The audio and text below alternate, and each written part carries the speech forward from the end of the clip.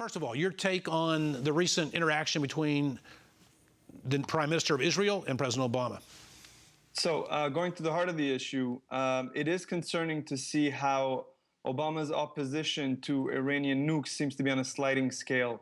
There seems to be more tolerance now about refinement for civilian purposes. There doesn't seem to be as much urgency in resisting the Iranians going nuclear. And this is very concerning, despite ostensibly the Americans and the Iranians being on the same side with respect to ISIS.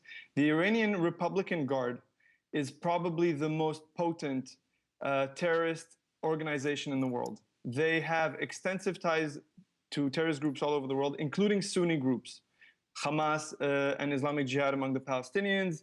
The 9/11 Commission showed that there was ties between Iran and Al-Qaeda. So the idea now seems to be that the enemy of my enemy is my friend, but that doesn't work in the Middle East. It's never worked in the past. And imagine, if you will, the Iranians having a nuke, what that would do to terrorism in the world. Yeah. Just the security of a nuke. You know, and Philippe, I have to tell you, I like your choice of words, however you phrase it. Obama's approach to Iranians having nuke is on a sliding scale, I believe how you said it.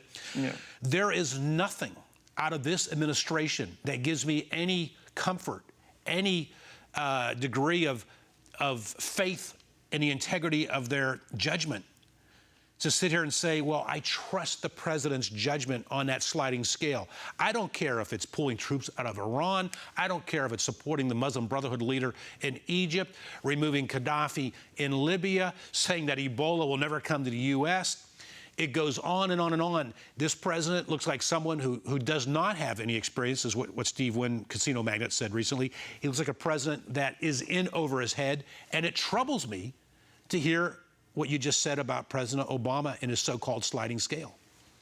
To be completely honest, I'm troubled as well. I've long been a defender of President Obama to the extent that I thought he was unfairly criticized at the beginning. And I liked how he was building, in this case, the sanctions internationally to pressure Iran. But now you have a situation where weeks ago he said there was no strategy to deal with ISIS. I can't recall any incident similar to that in my lifetime of a president openly saying there's no strategy to deal with a huge threat that was partially created by American withdrawal. I don't like his speaking in two different tones about Israel and Gaza this summer. And it is very concerning now that suddenly ISIS has become the first of his priorities when it was not even on his radar a few weeks ago. So you don't really know what to expect. And I think Prime Minister Netanyahu, for all that he can be criticized, is right that to ignore Iran now to focus on ISIS is focusing on a smaller problem, is focusing on a symptom. Iran is the head of the snake. Iran is the nation that gave the message to the Islamic world that fundamentalism and jihadism might work. I think most American people, I don't know about Western Europeans, but most American people, the vast majority, are not aware of what you just said. Something that surprised me, too, coming back to Netanyahu, Prime Minister of Israel, he says that he sees an Arab alliance as aiding Mid-East peace.